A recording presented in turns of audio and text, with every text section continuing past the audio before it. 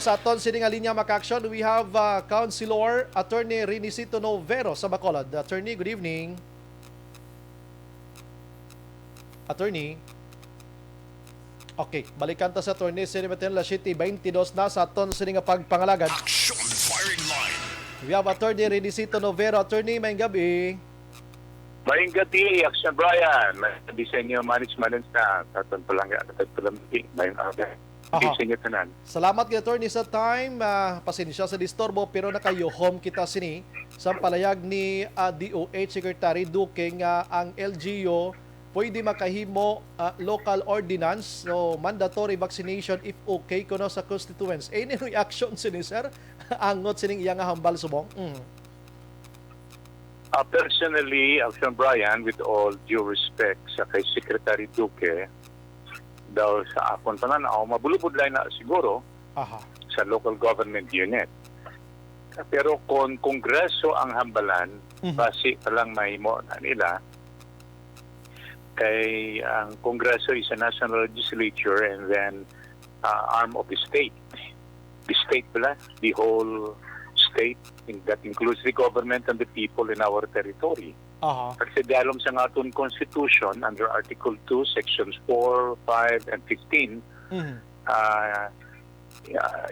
invoking probably the General Welfare Clause and the duty of the state to promote general welfare, protection of life and health, posible mahimo na sa national legislature. Pero kung local legislation ng hambalan, I'm very skeptical about that. So, hindi ko na siguro kabudlay magatag conformity sa mga masay sa opinion.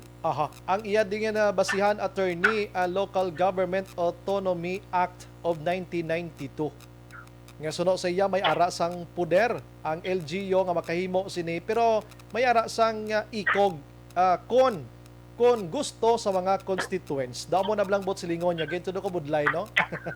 Di kung gusto sa mga constituents. In other words, you go back to the will of the people. The will of the people is expressed through our Philippine Constitution. And the Philippine Constitution, as the will of our people, nagamando sa aton estado nga mag-promote sang general welfare kag magproteher sang kabuhi nato kag ikaayong lawas. Pero ang ako lang yung pananawa, ang posible nga may otoridad maghimo sina nga mandatory ara sa legislatura national. Correct. Hindi sa lokal nga legislature. Mabudlay na kung sa lokal, labi na gid sa mga sitwasyon. Maakig revolution ng sentimiento sa mga pumuluyo batok na sa mga local officials. Kag hindi man niya sa Bacolod or Negros or din nga probinsya ining si COVID-19, nationwide man ini nga ipadala mo sa lokal lang ang ginahom si attorney, ano? Correct. Kung imoon mo na mandatory, for example, sa Bacolod, so ang Bacolod nun lang maapektuhan siya na. Pero what about the people coming in to Bacolod from other regions?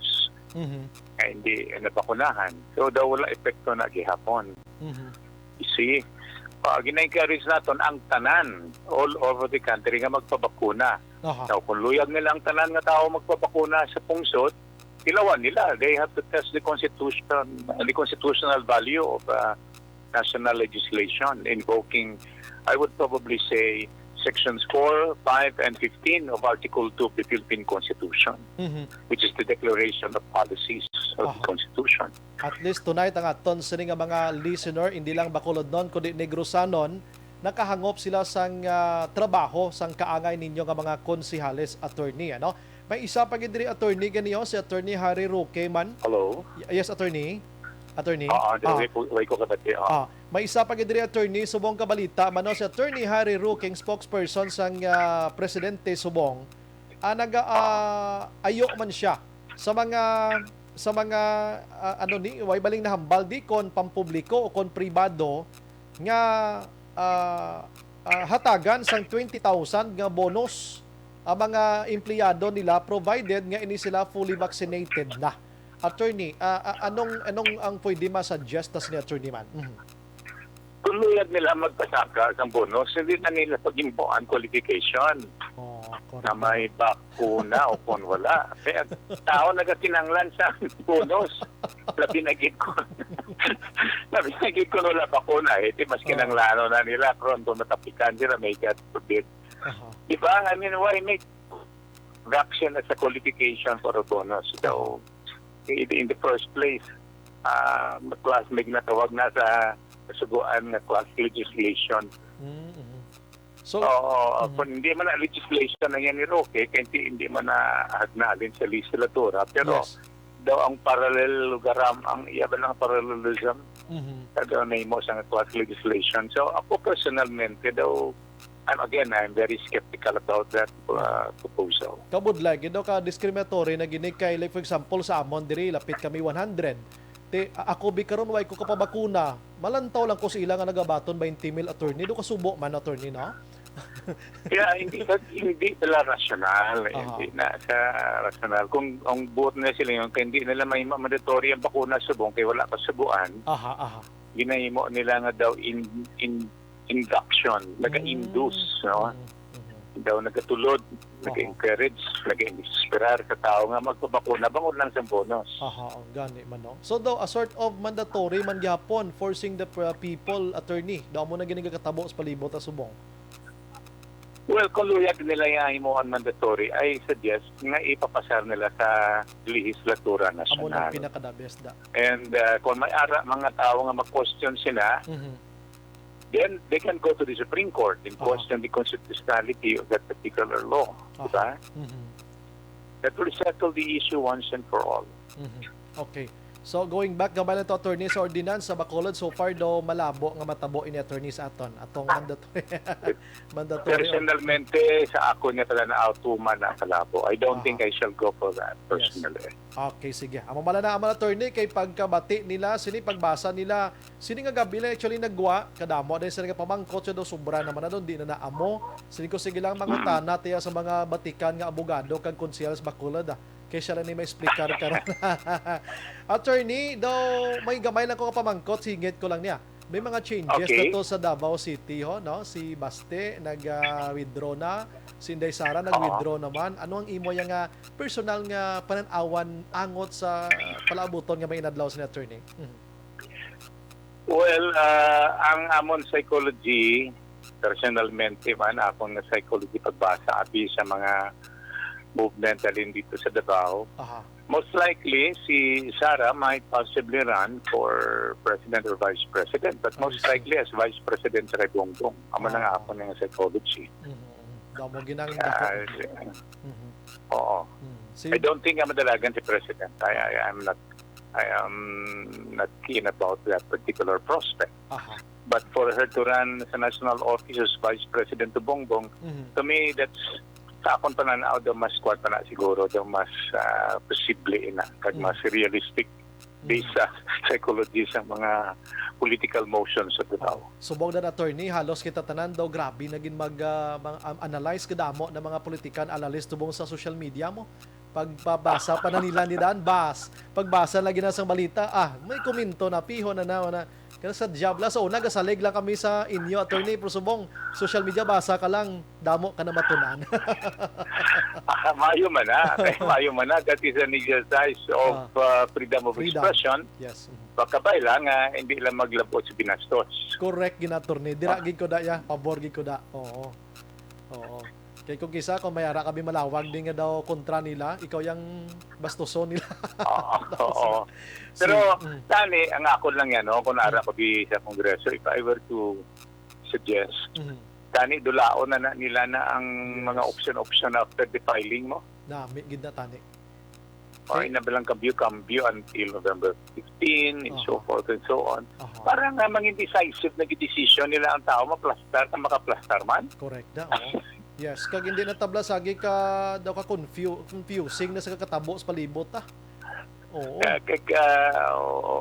Magwa kita sa aton suli entonces kita so ginapatiyog nila paminsaron sa Pilipino. Oo, in short attorney dog na bastos na nilang guidelines ta sa kumile kag aton constitution. I'm sorry pero so, na.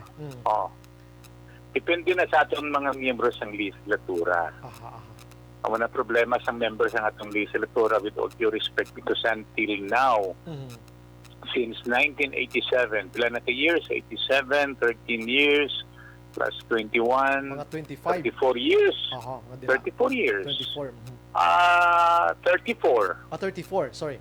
Wala, 34. Ang anti-dynasty provisions ng Constitution, wala git nila matagaan sa implementasyon. Yes, correct na. Isa pa gid na. That's why I wala with all due respect, galasyan sa akong reverend sa legislatura at sa mga miyembro sina. Gakadulaan ka gana, attorney, no? Mag-amo sa namin. Though puro na lang nananhampang for personal convenience. Yes. Dog, And family benefits ay mga meaningful ba lang ang mga legisladores, hindi lang kayo ginalaga sa bulsa, tanawa ba lang mga nagkakalagto sa legislatura kung kaysa wala gani na inubakal sang kung ano pagkarapot sa legislatura nag-multimillionaire. Yes, correct na. Kag daway nagid-respeto sa utod kita balikan naton si Attorney Dovero. Action firing line. Dali gidang patrol kay subong aton nga interview may connection man ni didto man sa ginrekta ko na lang sa kaklatabo to. Kay constitution ang paghahambalan ka guidelines sa Pilipinas ta kung kisa attorney going back sa imo dira daw why na ginarespeto subong constitution ta daw hindi why na value bla magpinagusto na lang attorney. For example lang. Ang Commission on Human Rights is a constitutional body. And yet the legislature put a zero budget for the Commission on Human Rights a few years ago, mga 2 years ago. What happened to the legislators? What is their conscience? Kaya di pa ko lang may mga political issue and then gin-zero nila ang budget sa constitutional body. My Lord, ano nga mga upok sang mga congressmen at congresswomen. Yeah. Ari attorney, next time attorney may interview kasi mulawig mga 20 to 30 minutes bla attorney ma-discuss regarding sa aton nga situation sa Pilipinas karon. Attorney, and by the way, magsiling kita congressmen dahil na mga senadores. Yes, correct na. Because they are all part of Congress. So congressmen and congresswomen ang sa Senate mga senators. Ang sa House of Representatives mga representatives. But all of them are Congress people. Yes. Salamat attorney sa serbisyo mo tonight. Mabuhay ka attorney. God bless ka. Stay safe kita tanan. Mabuhay ka God attorney. bless. My prayer is that may God continue to protect us against COVID-19. Yes. Salamat attorney. May gabi. Action firing line. Attorney